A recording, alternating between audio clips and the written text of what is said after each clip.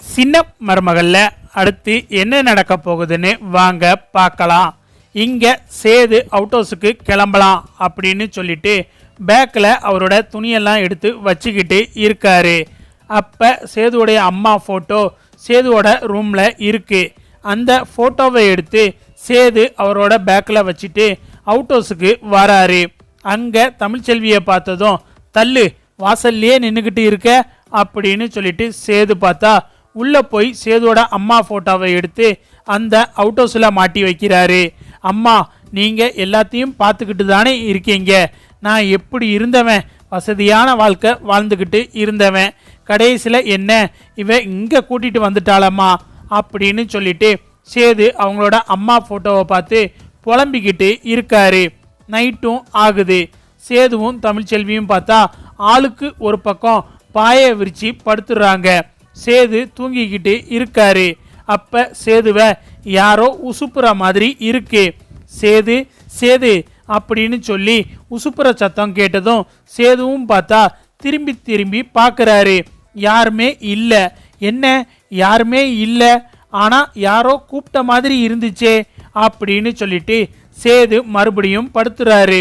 அடுத்து பார்த்தா சேது சேது எந்திரிப்பா அப்படின்னு சொல்லிட்டு இங்க சேதுவோட தோலை தட்டவும் சேது வேகமா எந்திரிக்கிறாரு.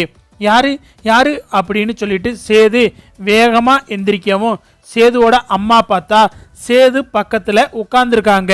சேது அப்படின்னு சொல்லிட்டு சேதுவோட கையை பிடிச்சி அம்மா என்னம்மா அப்படின்னு சொல்லிட்டு அவங்க அம்மாவை பார்க்குறாரு. என்னம்மா என்ன பார்க்கறதுக்காக வந்தீங்களா அப்படின்னு சொல்லிட்டு சேது கேட்குறாரு. ஆமாப்பா சேது, உன்னைய பார்க்க தான் வந்தேன் அப்படின்னு சொல்லிட்டு சேதோட அம்மா பேசினதும் என்னம்மா என்ன விஷயம் அப்படின்னு சொல்லிட்டு சேது கேட்குறாரு. ஏன்பா தமிழ்ச்செல்வியை வெறுத்து ஒதுக்குற அப்படின்னு சொல்லிட்டு சேதுக்கிட்ட கேட்டதும் உங்களுக்கு தான் தெரியுமிலாமா நடந்ததெல்லாம். அவ என்கிட்ட எவ்வளவு பொய் சொல்லியிருக்காமா, என்னைய நம்ப வச்சு ஏமாத்தி இருக்காமா, உங்கள் பிள்ளைய இப்படி புலம்ப விட்டுட்டாமா அப்படின்னு சொல்லிட்டு சேது சொல்லவும் தமிழ்ச்செல்வி ரொம்ப நல்ல பொண்ணுப்பா, தமிழ்ச்செல்வி மேலே எந்தவித தப்புமே கிடையாது, எல்லாத்துக்கும் காரணம் சூழ்நிலை தான். நீ நல்லா நினச்சி பாரு, நீ தப்பே பண்ணலை, ஆனால் நீ தப்பு பண்ணுனன்னு சொல்லி சாவித்திரியும் தாமரையும் உன் மேலே பழி சுமத்துனாங்க. அப்போ தமிழ்ச்செல்வி நினச்சிருந்தா என்ன வேணா முடிவெடுத்திருக்கலாம், நீ எனக்கு வேணான்னு சொல்லி அவள் போயிருக்கலாம். அந்த மாதிரி ஒரு சூழ்நிலையில் நீ இருந்த. இப்போ அதே சூழ்நிலையில தான் தமிழ்ச்செல்வியும் இருக்கா. தமிழ்ச்செல்வி சூழ்நிலை கைதியாக இருக்கா. மற்றபடி அந்த தப்புக்கும் தமிழ்ச்செல்விக்கும் எந்த காரணமும் கிடையாது. எங்கே ஒருவேளை அவள் கர்ப்பமாக இல்லை அப்படின்னு சொல்லி இருந்தா நீ மனசளவில் கஷ்டப்படுவ அப்படின்னு நினச்சி தான் அவள் அந்த பொய்யை தினமும் சொல்லி மனசுக்குள்ளே அவள் அழுதுகிட்டு இருந்தா. அது எனக்கு நல்லாவே தெரியுமாப்பா. இப்போ அவள் வயிற்றில் நான் தான் வளர்ந்துக்கிட்டு இருக்கேன், அம்மா தாண்டா அவள் வயிற்றில் வளர்ந்துக்கிட்டு இருக்கேன், நீ அம்மாவை வெறுத்து ஒதுக்கலாமா அப்படின்னு சொல்லிட்டு சேது அம்மா பேசுனதும் உண்மையாவா அம்மா நீங்களா தமிழ்ச்செல்வி வயிற்றில் இருக்கீங்க அப்படின்னு சொல்லிட்டு சேது கேட்கவும் ஆமாப்பா, கூடிய சீக்கிரமே நான் உன்னைய வந்து அடையணும் அப்படிங்கிறது விதி, நீயும் நானும் இந்த ஜென்மத்தில் ஒன்று சேரணுங்கிறது விதி. ஒரு காலத்தில் நான் உன்னை விட்டுட்டு போயிட்டேன், ஆனால் திரும்பவும் அந்த பந்தம் தொடரணுங்கிறது இறைவனால் எழுதப்பட்ட விதி. அதனால தான் இப்போ தமிழ்ச்செல்வி வயிற்றில் உன் குழந்தையா நான் வந்து பிறக்க போகிறேன். தமிழ்ச்செல்வி வயிற்றில் வளர்றது நான் தாண்டா.